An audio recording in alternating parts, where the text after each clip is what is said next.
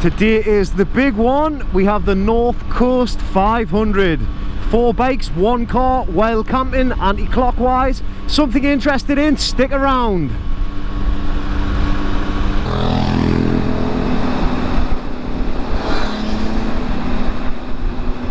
Fucking hell. Pass like this.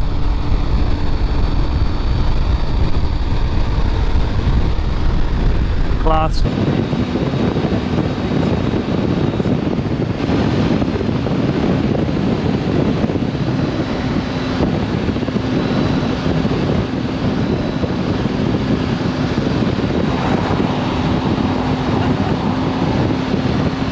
So we've currently stopped off at Loch Carron, the Applecross Cafe. I'll drop the coordinates in. Unbelievably picturesque views on top of the loch itself. Plenty of bikes, as you can see, on the roads, enjoying it. Get some shots of the loch, but this is what you do it for.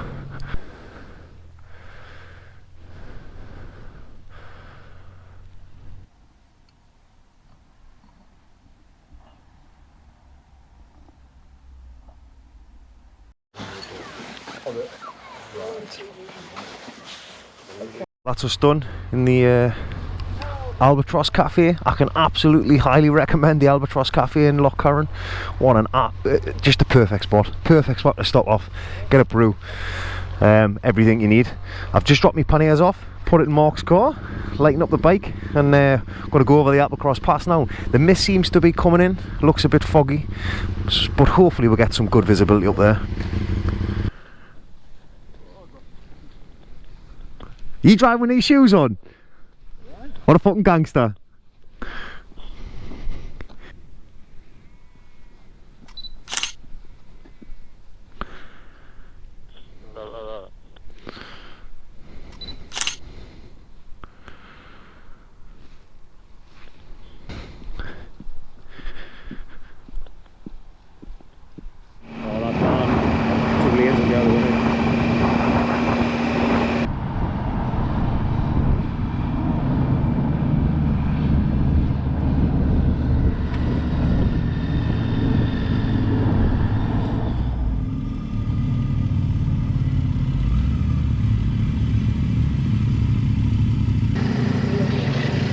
Jesus Christ.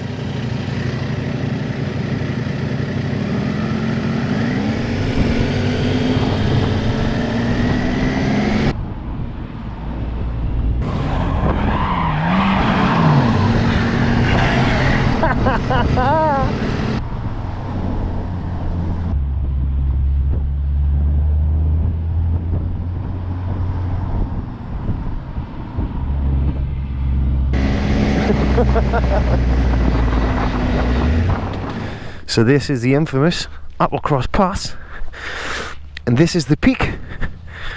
And I tell you what, people talk about it, you watch videos, you see pictures, it absolutely lives up to it. You can't put words on that, you can't put a price on it. That is absolutely fantastic. Hairpins, not too bad. I imagine they'd be a bit worse with a fully laden bike, but luckily my support car Mark took the panniers and bags for us. But absolutely fantastic, it really, really is. Big dog. What a fucking view, man. Fantastic.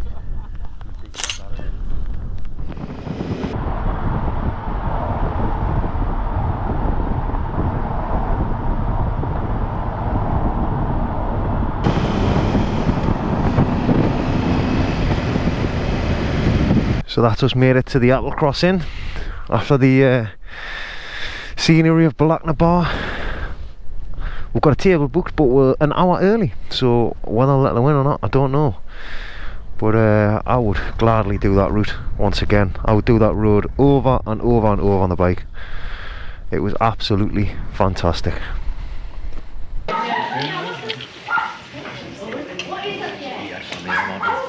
Oh, Mark, fucking stuff in your face, fat cunt.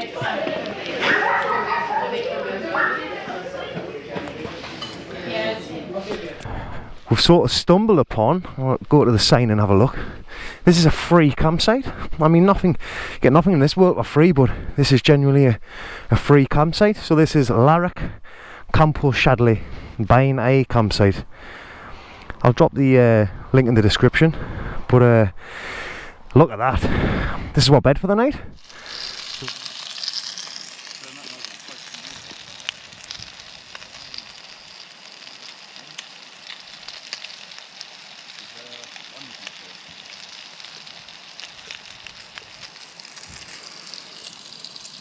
What a way to start the day.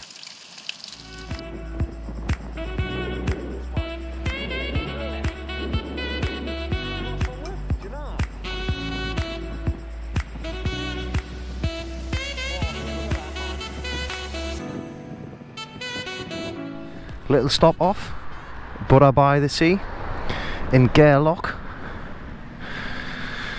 Set in there, get a few gifts. Lovely little town this. We took a ropey road all the way up to, we tried to go to Old Grisham, up to the lighthouse. Lovely road, but a bit ropey for the bikes, so we didn't go all the way in, but we did spot a campsite up there. I tell you what, Wigwam Holidays near Old Grisham. If we had known about that place, I couldn't find it online. If I had known about it, I would have booked that for a night. It was absolutely impeccable. It looked great. It looked like a massive piece of land, caravans and grass tents, pitches. So yeah.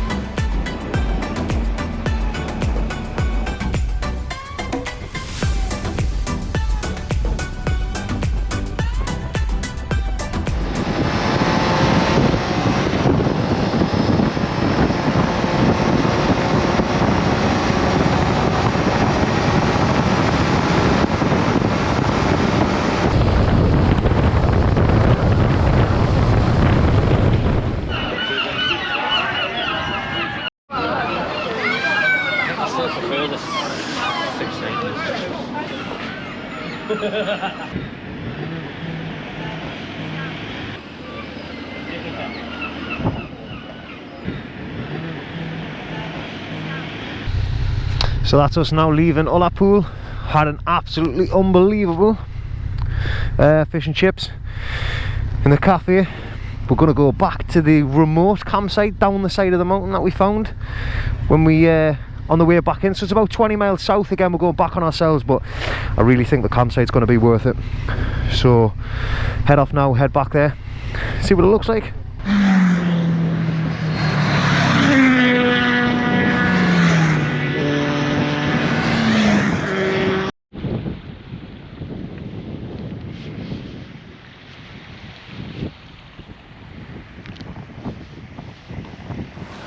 Whereabouts are we? 20 miles south of Ullapool. 20 miles south of Ullapool.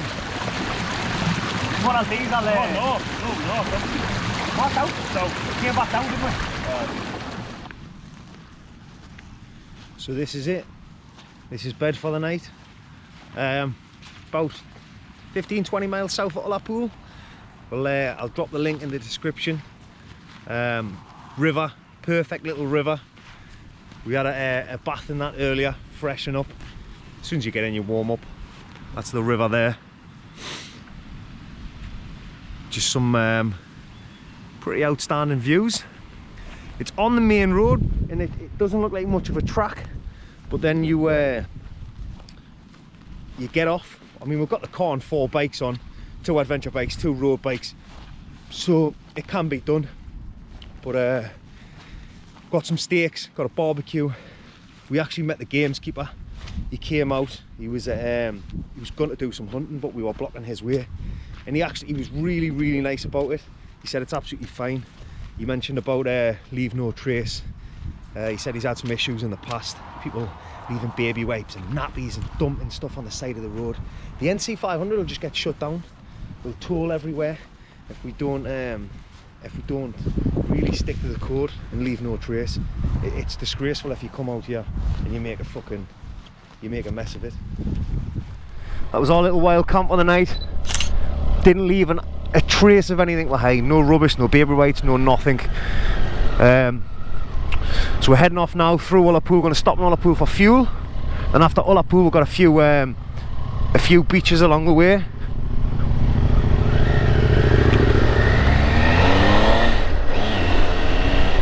Mark's going to lead one to the beaches in the car, so let's charge some of our phones on the bike. But we've been lucky with the weather so far. We've got the kit, we've got the rain kit if it does smash down, decent tents, decent sleeping bags, and it's drizzled here and there, but I think that's what you expect in Scotland. It does seem to have its own weather system. I mean, look at that, that just looks biblical.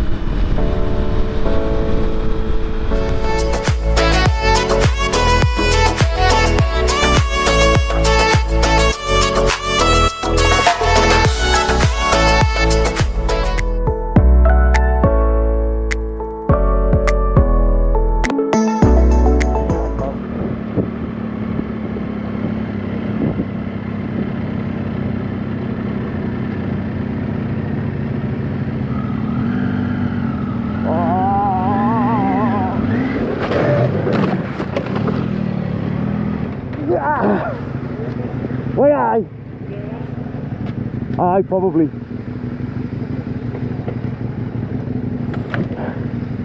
1, 2, 3. Get on it now, lad. Way aye. You alright? Way aye, mate. Yep.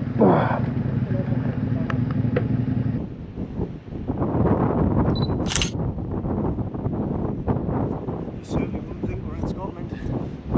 I tell you what, you wouldn't think that's Scotland, like. Colour that water.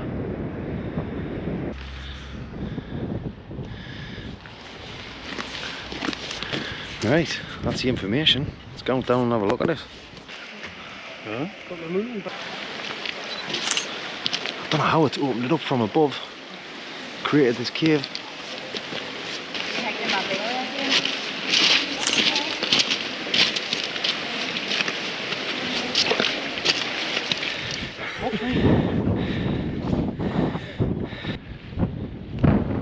Doesn't look like much, that knoll, but it sits out there on its own.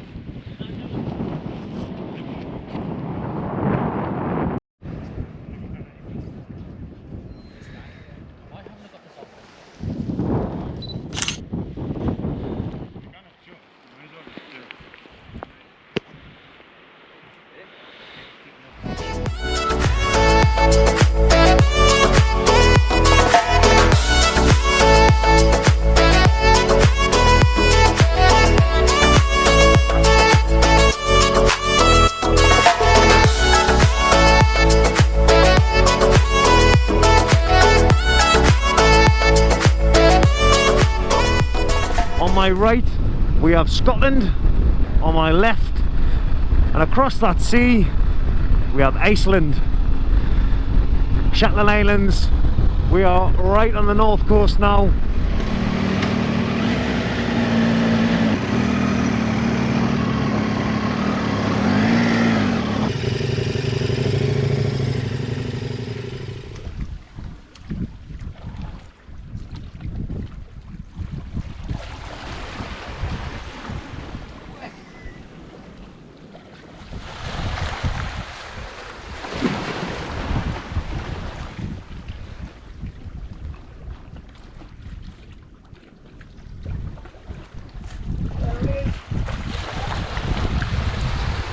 It, heading back to the Castletown Hotel now. Day 5, Thursday. I'm going to go from Castletown. I'm going to go up to Dunnet Cove. I think I keep calling this the wrong thing, which is the most northerly point. It's only about 10 minutes from Castletown. And we're going to go after John O Groats. See the point there and the famous sign, and then from John O Groats we've got a place down in Brora. We've made really good time this week, so we can take it really easy today. I think we've only got about 70 miles to do, so plenty of stops, plenty of coffee stops, and then we've got a little B&B found on Airbnb last night. 5 of us, so we're getting there. Look forward to it.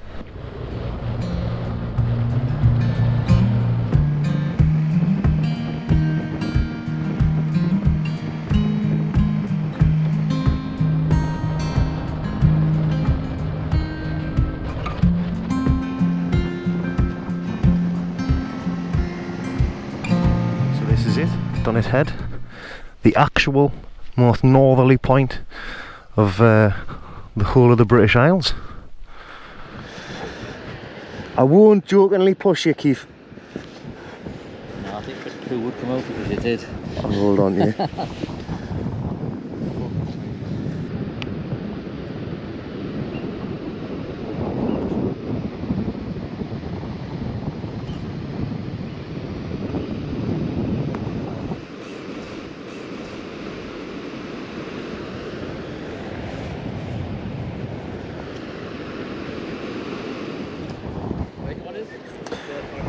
Just here, mate. Stepping up. Do you want to step up? I can't see it with my helmet on. I'll head you, go on. Ah!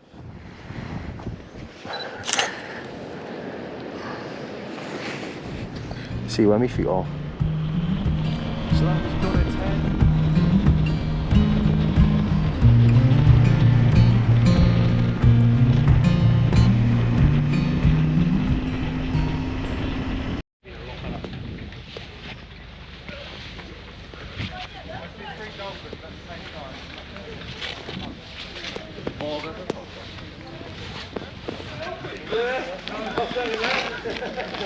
Keith, you've made it to John O Groats. Well done, mate.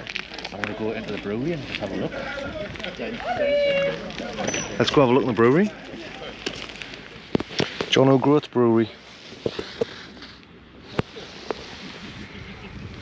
There's worse places to have the beer. Groats sign.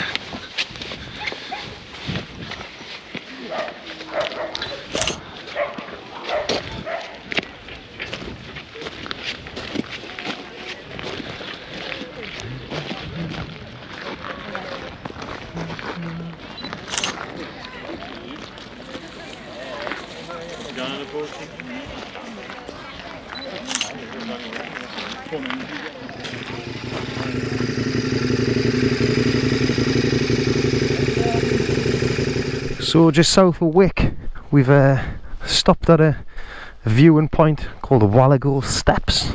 No idea what it is, what it means. Just gonna go down and have a look.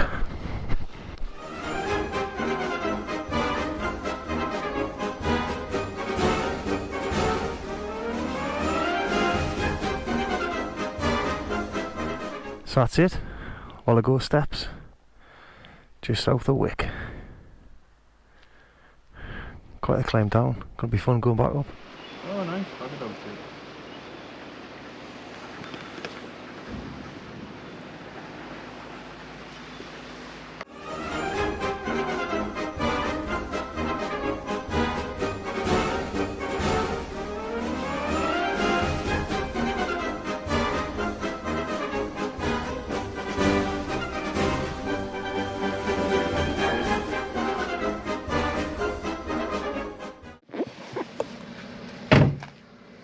Now, this picture was taken in 1945. That was my grandfather's boat. The boat beside my granddad's, Wally Sinclair, lived in the house over there. William's boat was pulled out of the water for the last. You're standing on the bank, high tide is away down here. You've another 60, 70 foot before you get into the sea. That's high tide. The grass platform's called the bank. At the end of the bank, there's steps coming down. Build them on the bank with a salt herring. When you're down on the bank, you'll see 3 metal pins stuck in the ground. There used to be a wooden jetty came out from there into the water. Metal pins were for holding the jetty in place. One of my dad's cows with a bucket. Never got a fucking thing. So if you ever get peed on by a cow, your trousers will last forever. In fact, it's better than leather. The water just runs off it. They'll no smell nice though. And beside the barking kettle, there's a big metal grill stone about this high. There's lots of stones sitting on top of it at the works and repairing. But that stone was specially built for the women. It's just the right height to set the baskets on to have a rest. So they weren't too bad, they were allowed one rest. Then they had the what? You do lots of riding on your bikes. Aye, we started in Newcastle, we stayed in Inverness on the first night, then we went across Applecross. Oh yeah. And we went up the west. It's lovely roads around there. Aye, went through Dunnet. There wasn't so many fucking camper vans on the road. Caravans and fucking I camper call them vans. fucking road maggots. Anyway, be careful on that road now. Thank you very much. Appreciate it, mate. Thank you very much. So that's us now leaving Castletown. That's a fucking lie. So that's us now leaving Helmsdale. Had a night in a tiny little town. Went around the spa, had a few beers. Found an Airbnb for 30 quid each. Had a shower, did some washing. Can't complain. Next leg now is pretty much the last leg on the last day. Down the east coast now, we're on the A9. We're going to head down to the hotel we've got in Cairngorms. Although we've only got 70 or so miles to do, which is nothing really. So what we're going to do is take a few stops. We're going to take a bit of a dog leg across to a town called Leg. There's a bit of a lock there, things to see. May grab some lunch there. So that's the last sort of off shop before we head back. Inshore tonight is on the Cairngorms. I think it's a bit of an activity hotel. Not that we do many activities in there this sort of weather. So stop off in there. Last night, good night's rest, and then back.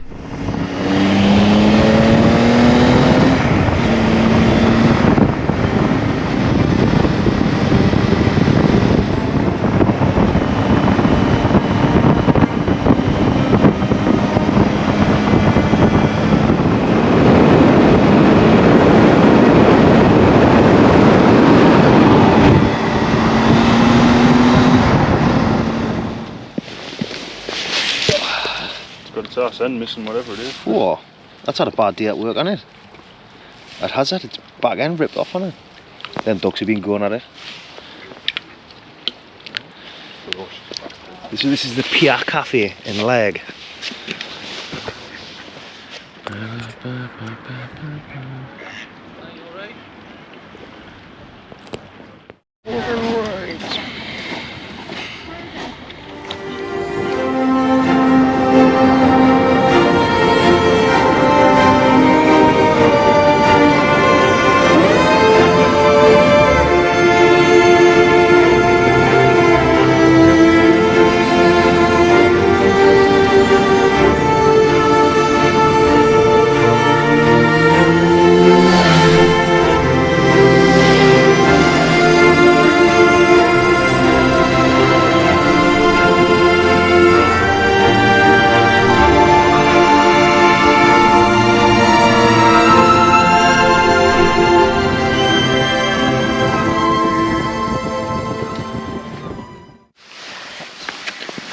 So that's it, all done. NC500 and clockwise, conquered. I think we've done 950 miles in total since we left the northeast. Today was the last leg. It was from Helmsdale down to, we're at Loch Inch at the moment. We took a little bit of a dog leg, a little bit of a detour. It was the A839 off to Leg, little town, a little bit further inland. Unbelievable road down, absolutely unbelievable. Well worth a ride. I know it's not part of the actual route, but well worth a ride. We then made our way down here to Loch Inch. It's a bit of a water sport loch for kids, so it's full of chalets. It's full of families with their kids. 3 hairy bikers were actually in the sort of kids wing of the wood chalets, which is a weird fit, but it's funny. We're on bunk beds, it'll do for the night. All in all, great trip. Would I do it again? Absolutely. Would I change some things? Of course I would. There's other things I would like to do again, exactly the same. Some of the top highlights of the trip: Applecross Pass. People say it's a bit treacherous, and I've watched some reviews and people wouldn't ride it again on a bike. I don't agree. I think it was an awesome ride. I think the only bad thing about it would be you have to keep an eye on the road when you don't want to, because the views are so incredible. You want to just take in the views, but I would love to do that again. Wild camping in Dundonald, so we stayed short of Dundonald. I was just after Dundonald before Ullapool. Found a little wild camping spot. We had a great night there. Had the barbecues on, even met the sort of groundskeeper. He was a really nice guy. He actually needed to work at that point, but he said, you guys just crack on, it's fine, you're on holiday. He said, just leave no trace. So the wild camping was really, really good fun. We enjoyed that. A few beers around the fire, under the stars. The clouds cleared at one point, and it was unbelievable how clear the skies were. You never ever get that in the cities. So that was a really good plus point. Fish and chips at Ullapool. We've got a famous fish and chip shop in Ullapool, right on the front. Outstanding food. Chips were amazing. I actually had a burger, but the other guys had fish and chips and raving reviews. So that's definitely worth a stop. Ullapool is worth a stop in itself. It's a pretty large city or town. Really nice to get into. Plenty of shops there, so a good place to take a break. Smoo Cave, that was a bit of a surprise. That's one of the highlights on the NC500 map. Just this sort of natural carved cave. I think it's battered by both rainwater and seawater. It just carved this huge mound into the ground. Looks incredible. Some nice steps down, nice walk, fresh air. So that was a nice highlight as well. So I definitely recommend Smoo Cave. Dunnet Head. Dunnet Head was the most northerly point, although John O Groats does sort of cling on to that title. Dunnet Head was the most northerly point. You can get out at some really sort of dubious rocks out there as well, and get some incredible pictures. There was quite a few people there. Not only was the actual site itself incredible, the drive up, the roads were amazing. Top tip, if you want to go wild camping, the road up to Dunnet Head, there's some cracking campsites on the way up there. There's a few ready-made open fires. There's perfect turn-offs out in the middle of nowhere. And you're so close to a few little bodies of water. Take a cold dip in the morning if you're that way inclined. So Dunnet Head's definitely worth it as well. Good. That's a big highlight for me. John O Groats was a great highlight. Obviously it's always one of the top ones. They claim to be the most northerly point, but there was plenty of cafes there. There was gift shops. There's a bistro. There was a lot of people there. And there's a little brewery. We got some sort of handcrafted beer in there. So John O Groats is well worth it. Plus the sun came out and there's a lot of atmosphere there. There's people travelled all over the world. And obviously the famous sign. So if you get up and get a good look at the famous sign, I think it's pointing to New York and Iceland and Edinburgh and whatnot. So John O Groats was a nice highlight as well. The Whaligoe Steps, not something that comes up often on the NC500. Whaligoe, the guy told with the story, it's in one of the previous videos. It's about the whales coming in, and that's where they used to cut them up, so that's what it got its name from, Whaligoe. But yeah, that was pretty incredible. Some pretty treacherous steps on the way down. Bit of a climb, blowing out our arses a little bit on the way back up, but yeah, it was well worth it. Get yourself down there. It's a bit of a different one. Like I say, it's not really much talked about, so that was a bit of a highlight as well. And as I mentioned at the start, leg, a little bit of a dog leg off the beaten track. The 839 down there and the 836 I believe out of there. Well worth it. Not on the NC500 route, and with that means that the roads are empty. There's no one there. There's no bikes, there's no cars. So they're just these lovely twisties, and the road was well looked after, well maintained. The sun came out, so if you fancy a little bit of a dog leg, get yourself across there, definitely. Obviously we still need to make it home, but I would say I've got three main tips, depending on the time of year as well as I suppose. Wet kit. Get good wet kit. Get yourself a pair of good Gore-Tex socks in case you get it in the boots, and get yourself a wetsuit or Gore-Tex gear, whatever it may be. Just make sure that when the rain does come in, even if it's just a drizzle and you're going to get soaked, you've got decent wet kit on. So that's tip one. Tip two is have a bit of a plan. I don't mean stringent, in 3 hours we need to do these 87 miles, and that would just bore the trip. But have a loose plan as to where you want to go that day, how far you want to go. And then the third tip on top of have a plan is be willing to scrap that plan. And I don't mean scrap the whole plan, but just if you see a road or you feel like it might be quieter, or you want to you find a random lock, check the maps and just go for it. You don't have to stringently stick to the NC500 route. You can make it your own, and that's one of the plans we were sort of talking about. We'd like to do the NC500 again, this time anti-clockwise, but and call it not the NC500. Do a load of roads that sort of follow the main loop, but on any of the roads the NC500, because we've had more fun on the not so famous routes, or the routes that aren't actually even on the main route. So off roads, and legs is a good example of that. So yeah, wet kit, have a plan, but also be willing to scrap that plan. That's the top 3 tips. So that's me done now. Gonna head in, sit and read for a bit. I've got Keith above us in a bunk bed, which is going to be fun. I'm sure he'll be snoring tonight. He's famous for that. So yeah, get tucked in, and then tomorrow we've got quite a trek. Get up early, get some breakfast here, probably amongst the kids at the sporting water sports, and then head back to the northeast. So we've got a good 5-6 hours tomorrow. Probably just the A9, which isn't ideal, but so yeah, all in all, well worth it. Great trip, great 5 days, well 6 days including the trek up. So I can absolutely 100% recommend it. And when you do it, just be mindful of the ground. Don't leave any shit around, and I mean literally shit, as well as sort of rubbish and baby wipes and whatnot.